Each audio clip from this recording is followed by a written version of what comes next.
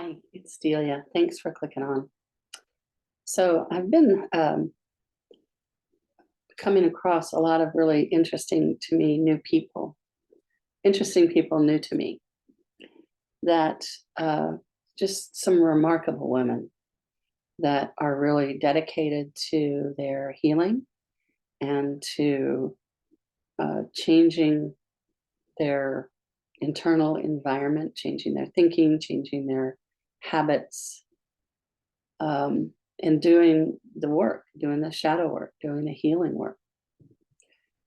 And I am always stunned at how people can think that they should be able to do that without grounding, without being connected to their entire energetic self.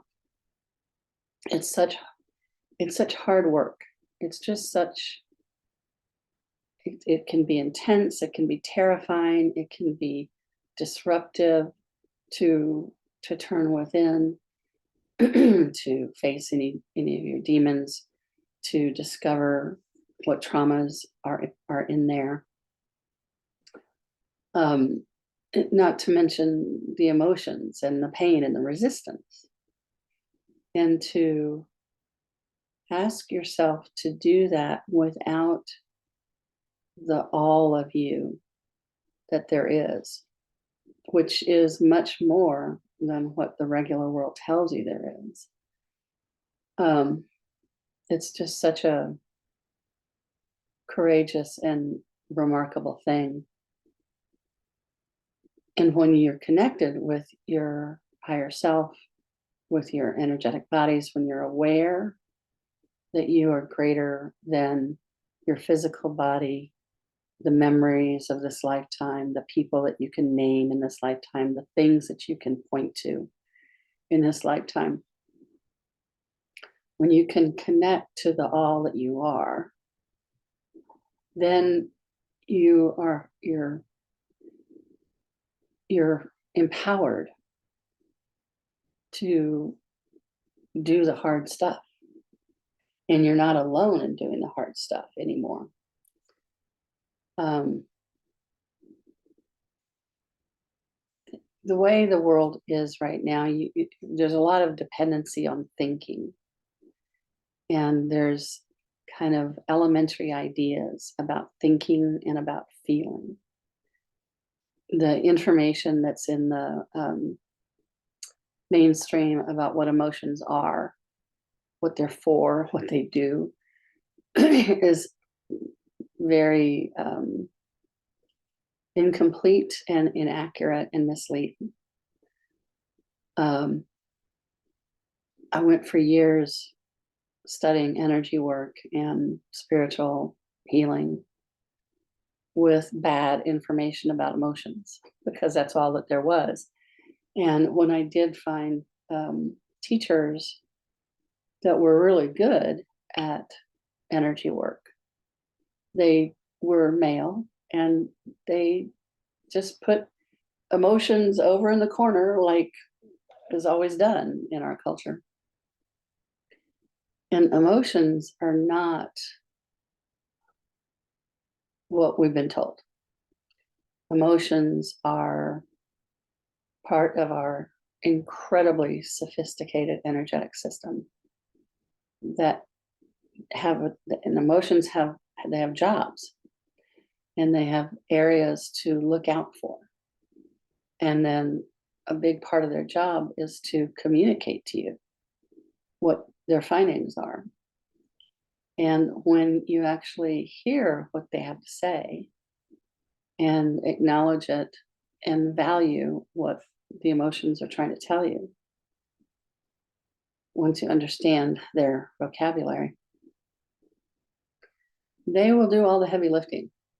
Once you hear whatever it is, it's as though you're on an elevator, and the emotions will lift your awareness up, and you'll start having great intuitive understanding.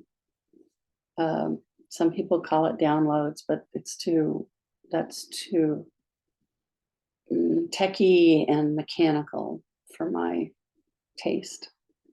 When you're connected to your higher self, there's always a flow of wisdom, of higher, larger perspective and awareness.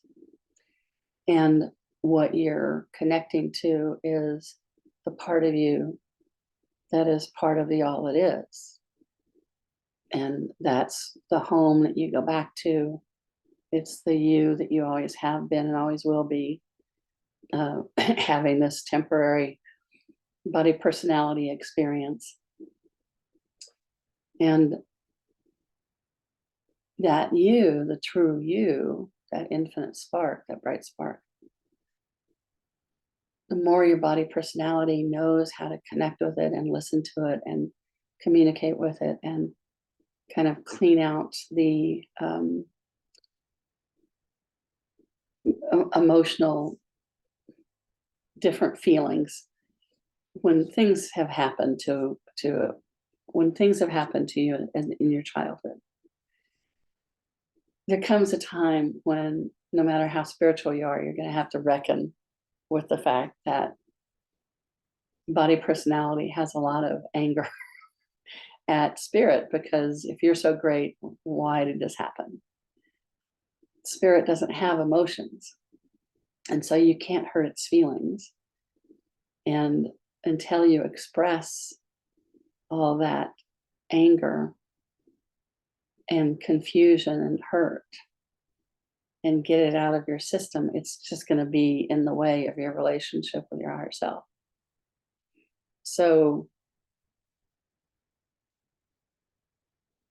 being in the process of healing and doing the internal work, working with your parts, discovering, there's a lot of discovery that has to happen, as well as letting go of a lot of socialization.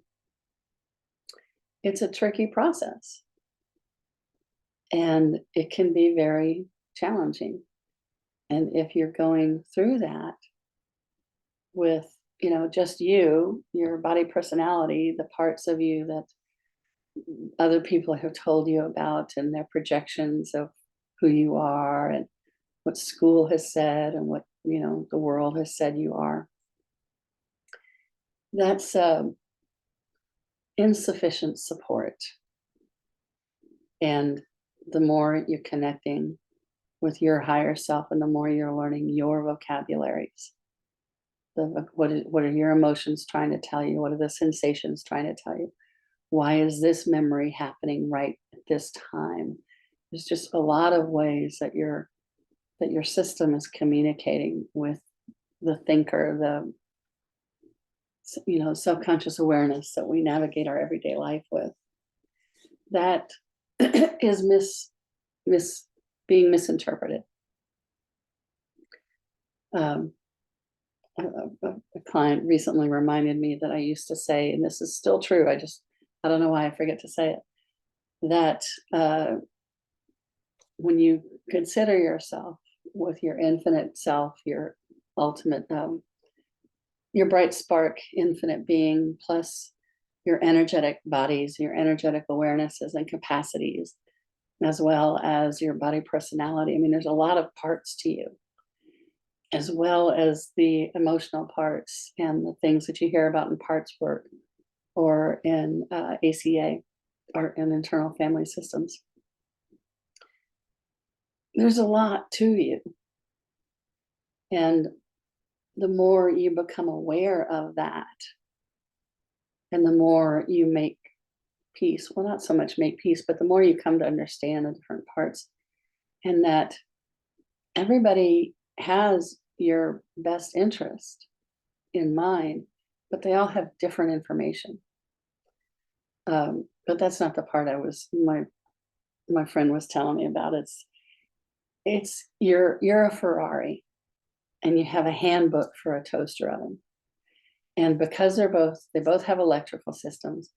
And so through just dumb luck and percentages, some low percentage of the time, the information in the toaster oven manual will help you with your situation, but you're a Ferrari. You need a whole different handbook, and you need to have more accurate information about, what the pieces are, what are the parts, and how do they go together, and how do things work together. And connecting with your infinite self starts that process. And you really can't consistently, comfortably connect with your infinite self until you ground more. And grounding is an electromagnetic thing. It's sure, walking on grass is great. Anything that reminds your brain, your self-conscious awareness, the part that gets along with the regular world, right? Anything that reminds that part of you that you're an animal, your body is an animal, and that's a great thing. And this animal is the vehicle with which your infinite self can come and be present, having this glorious adventure in the jungles of time and space on this fantastic planet at this amazing time. And the more you can ground properly electromagnetically, because the AMA will tell us we're biochemical beings, but we're also electromagnetic.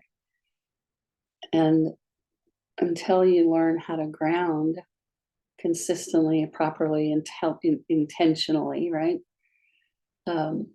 It's just an idea.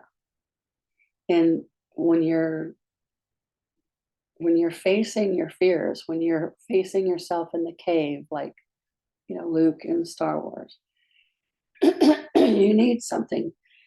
Pardon me. You need something a lot more than just little old self, right? You need to be able to have the experience of connecting to the planet, to the universe, and being part of the whole. So the place where we are one is not in our body personality. It's not in our culture. It's not in our heritage. It's not in our emotions. A lot of relationships are based on pain pictures, for instance, telling each other's, your own sad story and coming together, or perfect pictures. This is how it ought to be. Here's my script. Here's your script. Divorce waiting to happen. The more you're able to connect with your true self, the more your body can start to relax. Not too soon, but you'll start to break the cycles that get started with the different traumas that happen in this lifetime, that coincide and resonate with traumas that happened in different lifetimes. And this is a really healing time on the planet right now. What's going on collectively and what's going on very privately is all, it's aligning.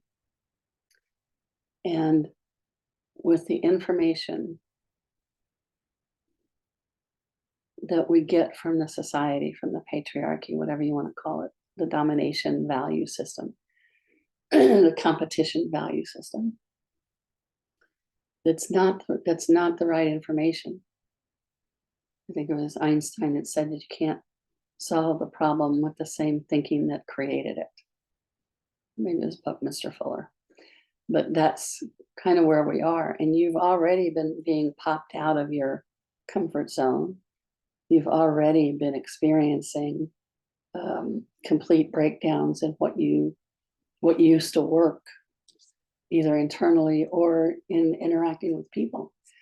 There's a lot of breaking down going on, because that's one of the first steps of healing, is for what is untrue to crack. and the cracks are where the sunlight of the spirit gets in. And that's where the thawing can happen, and where you can start to melt, not the battering ram, not take the hill, not fight, not confront. Allowance is a much kinder way to make the kind of change you want to make. And again, grounding, true grounding, helps tremendously. It helps the body realize that it's not just your thinker. And that there's something more than thinking to trust. So this is not a commentary on critical thinking. Critical thinking is great. There's plenty of places where thinking is fantastic. Spiritual growth, not so much. We have it backwards. When you allow your emotions to communicate with you, you hear what they have to say. You don't have to buy it completely or anything. You just have to hear it. And that will elevate your awareness, your understanding to a new level. And then when that happens, all kind of resistance and defenses just fall away, because it turns out that what you're defending yourself from doesn't even exist. But you can't know that until you know that. You can't know that till you're on the other side. And allowing things to change is very different than fighting for things to change. Very different energy. Allowing is just a really great way to heal. So when you do ground and you're not thinking your way to being grounded, but you're actually energetically grounding, your body will sigh. It may rock. Your shoulders may fall down out of your ears. Your breathing may get deeper and more even. And everything feels better, because you're finally, as you should be, connected to all of you and all that is. And then you have a visceral experience that you are not alone. And the truth of you is much greater than the story of you. So it's just a tremendous foundation to give yourself. Makes all the difference. So I'd love to hear how this went for you, how you feel about the information, what you noticed. See you next time. Bye.